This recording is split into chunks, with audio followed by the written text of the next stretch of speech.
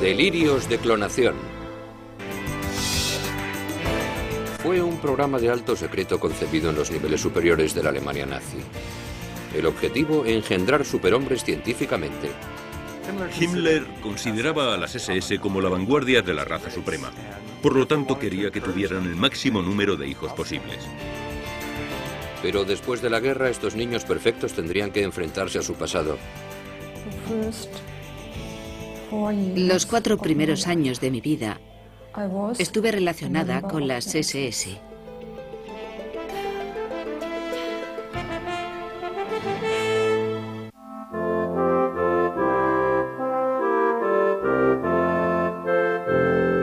Steinhering, Alemania. A primera vista es un idílico pueblo bávaro no muy lejos de Múnich. Pero para muchos esconde la llave de un pasado terrible. Sabía que había nacido en Steinhering, que era mi lugar de nacimiento, pero no sabía qué era Steinhering. Con el deseo de permanecer en el anonimato, esta mujer nos pidió que la llamáramos Irene. Una visita casual al ayuntamiento de Steinhering cambió su vida. Me enseñaron el libro donde estaba escrito que nací aquí. Y ahí estaba la palabra, Lebensborn. Entonces sufrí un shock, creo. Dije, ¿qué? ¿Lebensborn yo? Lebensborn. En alemán significa fuente u origen de la vida. Pero para estas mujeres y para otros se esconde un significado mucho más oscuro. Lebensborn es el nombre de un programa clandestino de los nazis cuya misión era almacenar los hijos presuntamente puros de la raza suprema. Era la creación de Heinrich Himmler, jefe de las SS, guardaespaldas y policías de élite de Hitler.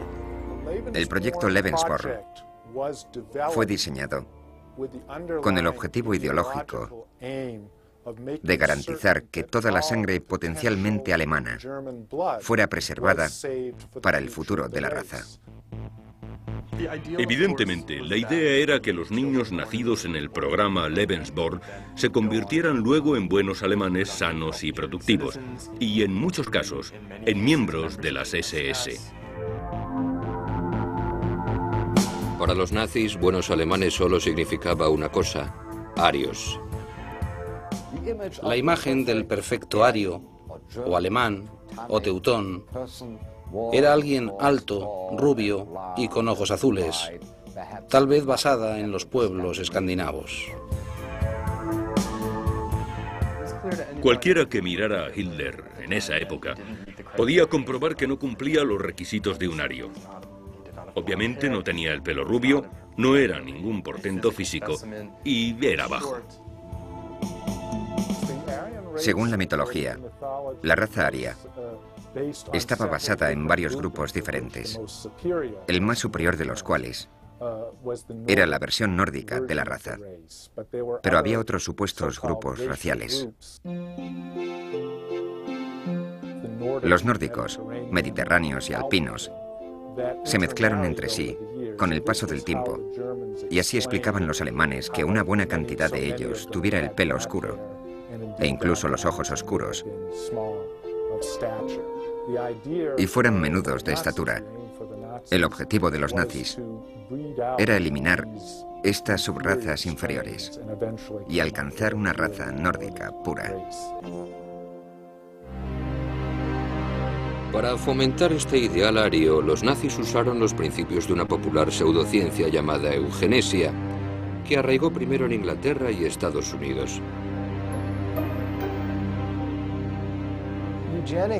La eugenesia no era del todo una ciencia, aunque tenía base científica.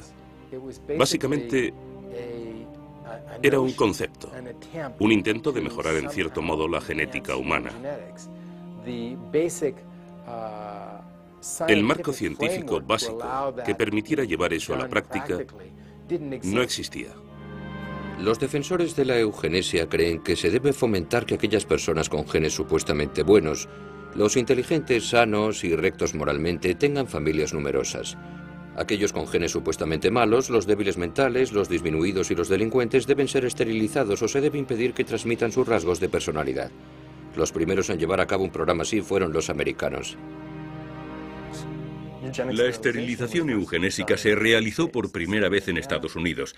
En Indiana se aprobó una ley en 1907 que permitía la esterilización de personas supuestamente incapacitadas mentalmente, décadas antes de que se intentara algo parecido en Alemania.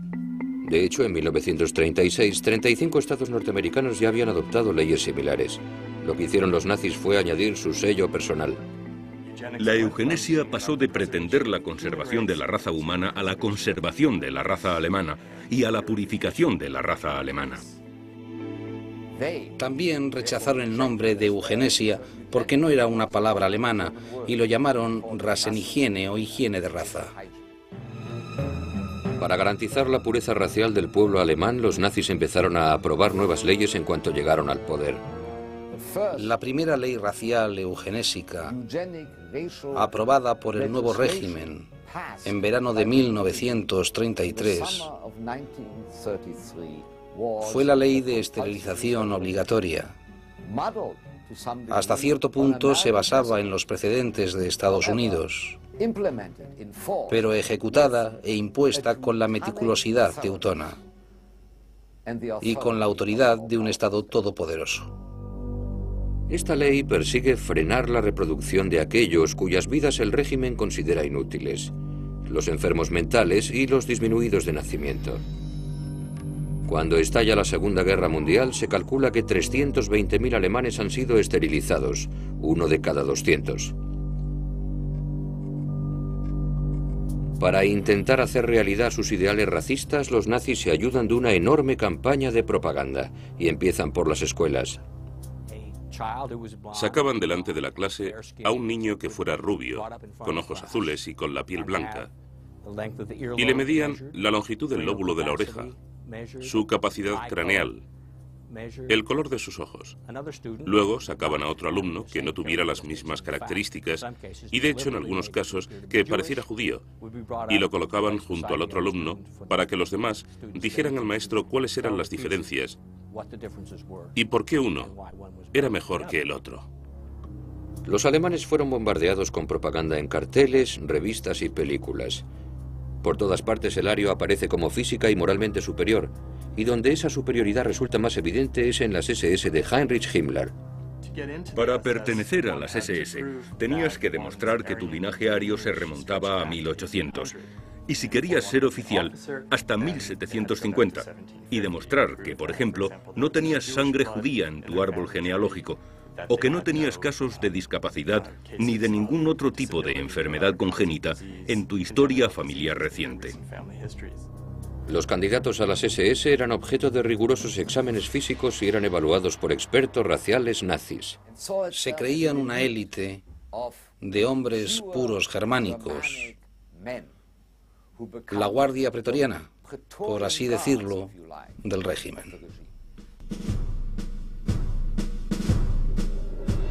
Himmler cree que el futuro del pueblo alemán está en manos de las SS. Hace todo cuanto está a su alcance para garantizar que transmitan su sangre aria sana.